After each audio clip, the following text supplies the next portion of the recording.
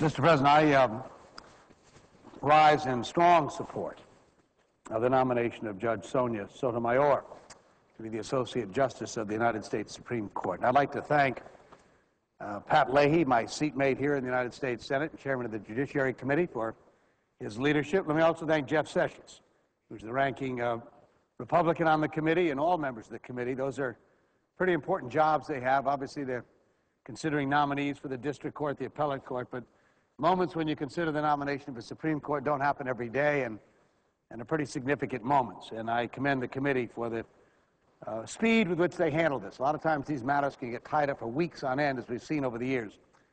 But I particularly want to commend Pat Leahy, who does a great job as chairing the Judiciary Committee, and all members, as I said a moment ago, for their work in this area. Mr. President, Article 2 of the Constitution gives the Senate an awesome responsibility, that of providing advice and consent on judicial nominations. And those whom we confirm earn a lifetime position as one of the 9 men and women who will have the ability to literally shape every facet of American law and society. And other than authorizing war or amending the United States Constitution, this body has no more important power than the one that we exercise when we choose to confirm a nominee to sit on the United States Supreme Court. Clearly, then, the Constitution demands that we subject nominees to very close scrutiny, but it doesn't tell us how. Each United States senator must determine for himself or herself the appropriate criteria. And over the years that I've been here, I've had the privilege of listening in, not as a member of the Judiciary Committee, but as a member of this body, to debates, and there have been some tremendous ones over the years on various nominees. Most have been confirmed, some have not. But it is usually a robust debate, an important debate, and the scrutiny of these nominees is the highest that any nominee for any office receives.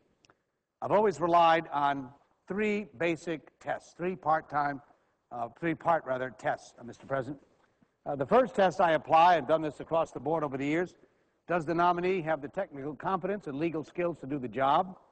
Second, does the nominee have the proper character and temperament to serve on the highest court of our land?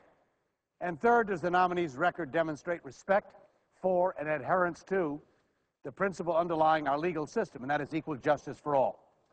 I'm convinced, without any doubt or hesitation, that Judge Sotomayor passes all 3 tests with ease.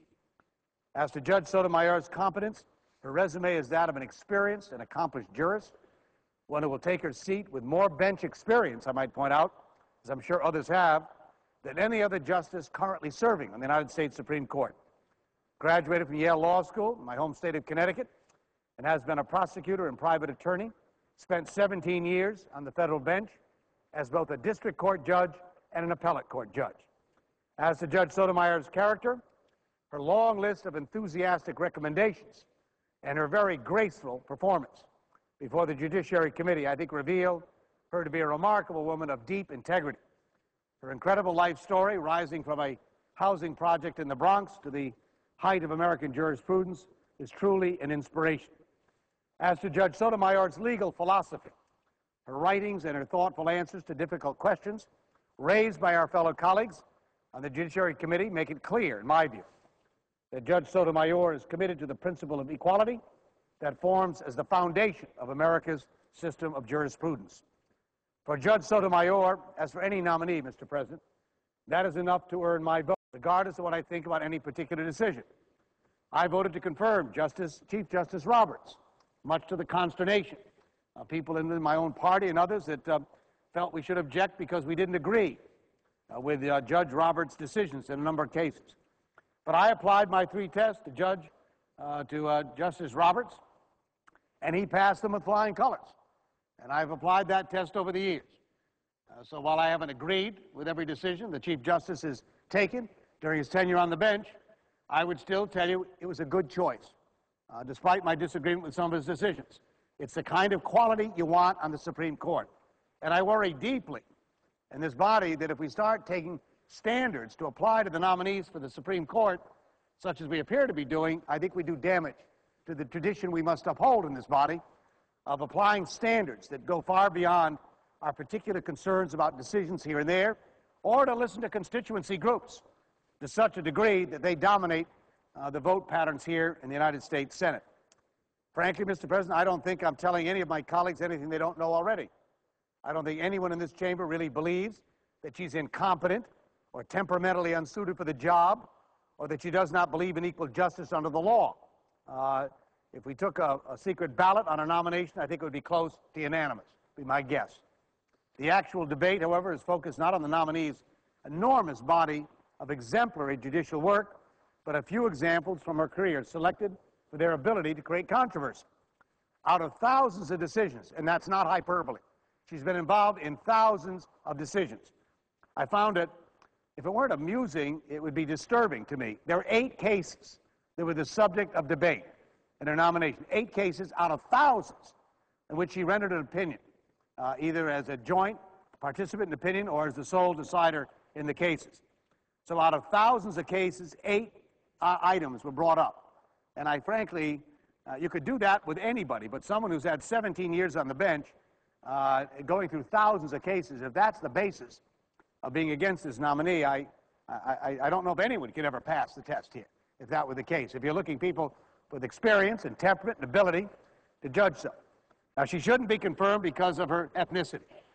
As someone who is proud that he speaks the Spanish language, served in the Peace Corps in Latin America and the Dominican Republic, and knows the area where Judge Sotomayor grew up in the Bronx, her nomination shouldn't rest on ethnicity, and she'd be offended if she thought it were the case. But it also is a moment of celebration as well, that we in this country respect diversity of our population. Many have said this is a remarkable story, and I appreciate the point they're trying to make, but it isn't terribly remarkable. It's America. In America, that story isn't remarkable, and that's the great brilliance of our country. We have a president of the United States who's raised by a single mother under difficult circumstances. Bill Clinton, who we're talking about today because of his heroic efforts to help release the 2 women who were held in North Korea, had an equally compelling story. Ronald Reagan, compelling story. There are many people who have risen to incredible heights in our country and success in the private and public sector who have come from similar circumstances as Judge Sotomayor. It is a great tribute to our country that people such as Judge Sotomayor can achieve the success she has because we celebrate it in our country. So, Mr. President, it is more of a reflection, I think, of today's political climate than it is on this terrific nominee that we have the privilege of voting for. The legal and political issues raised during her confirmation hearing are complex and interesting, as they should be. But the decision currently facing the Senate is not a hard call, in my view. I've been here when there have been hard calls. This is not a hard call. This ought to be an easy call for members here.